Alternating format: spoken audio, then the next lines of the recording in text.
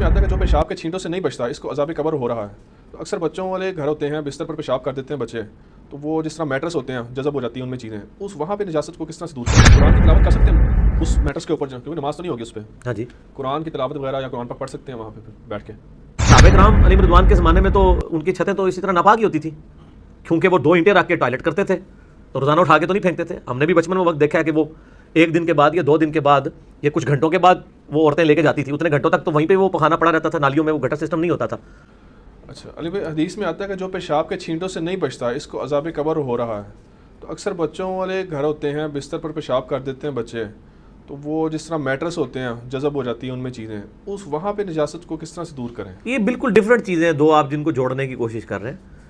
وہ بخاری مسلم میں حدیث ہے کہ آپ علیہ السلام ایک جگہ سے گزر تھے, قبر والوں کو عذاب ہو رہا تھا. آپ نے فرمایا کہ ایک چغلی کھاتا تھا, دوسرا پیشاب کے چھینٹوں سے نہیں بچتا تھا. ایک ٹہنی کے 2 ٹکڑے کر کے آپ علیہ السلام نے قبروں پہ ڈال دیے. فرمایا جب تک یہ ہری رہیں گی عذاب میں تخفیف ہوتی رہے گی.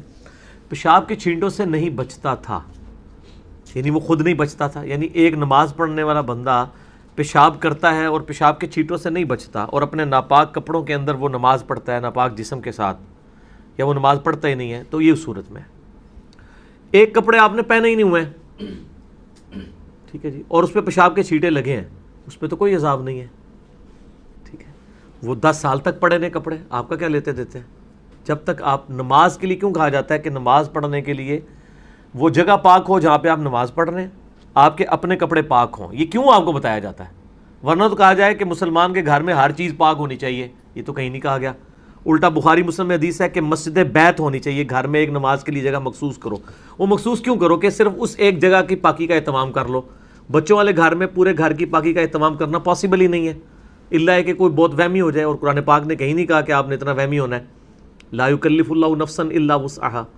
اسی طریقے سے اگر میٹرس کے اوپر پیشاب لگ جاتا ہے تو آپ کا جو اپنا, اگر اس کی وجہ سے کوئی بدبو پھیل جاتی ہے, تعفن والا مسئلہ ہوتا ہے, وہ تو الگ چیز ہے, ٹھیک ہے. وہ تو بہت زیادہ ہو تو معاملات اس طرح کے ہوتے ہیں. وہ تعفن صرف پیشاب سے نہیں, وہ تو انڈا بھی گر جائے, سالن بھی گر جائے, انڈے کی بدبو جو ہے وہ بعض کا پیشاب سے بھی زیادہ بری ہوتی ہے. جو انڈے کی بدبو بعض میں برتنوں میں بھی ہوتی ہے, حالانکہ وہ انڈا تو پاک ہے, تو وہ تو تعفن آپ کا ایک معاملہ ہے نا.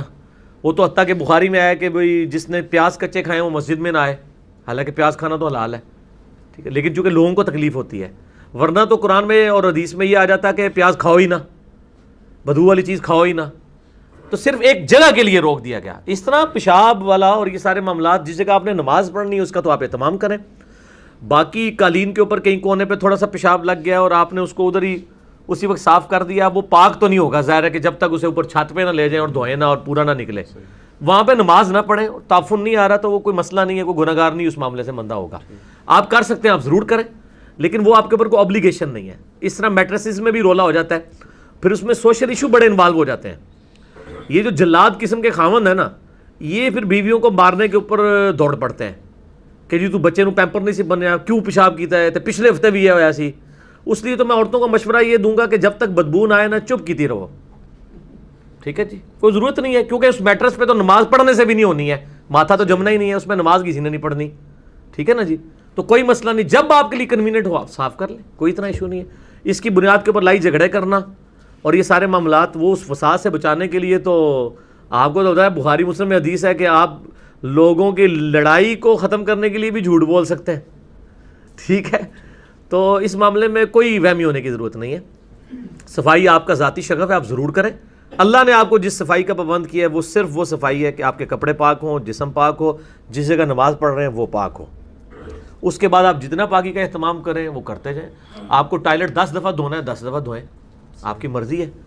اور یہ تو آج کے زمانے کے مسئلے ہیں. صحابہ کرام علیہ رضوان کے زمانے میں تو ان کی چھتیں تو اسی طرح ناپاک ہی ہوتی تھی, کیونکہ وہ 2 اینٹیں رکھ کے ٹوائلٹ کرتے تھے, تو روزانہ اٹھا کے تو نہیں پھینکتے تھے. ہم نے بھی بچپن میں وقت دیکھا ہے کہ وہ 1 دن کے بعد یا 2 دن کے بعد یا کچھ گھنٹوں کے بعد وہ عورتیں لے کے جاتی تھی, اتنے گھنٹوں تک تو وہیں پہ وہ پخانا پڑا رہتا تھا, نالیوں میں وہ گٹر سسٹم نہیں ہوتا تھا.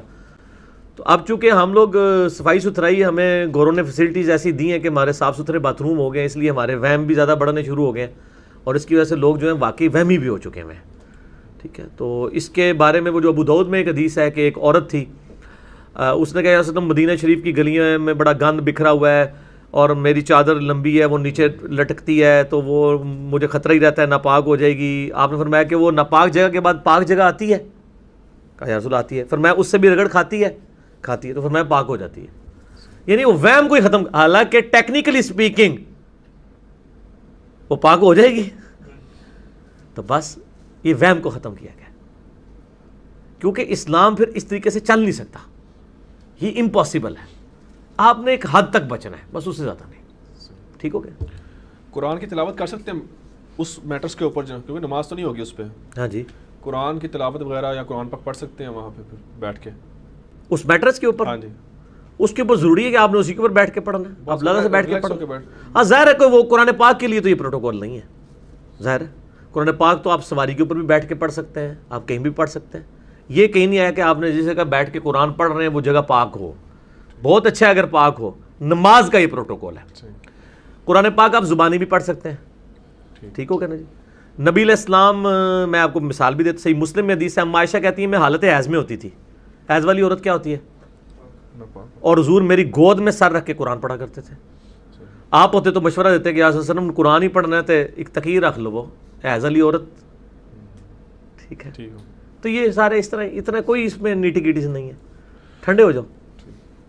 دین بہت آسانی ہے, جدھر ہیں ہم دیتے ہیں اللہ کے فضل سے, کہ واقعی آسانی ہے وہ.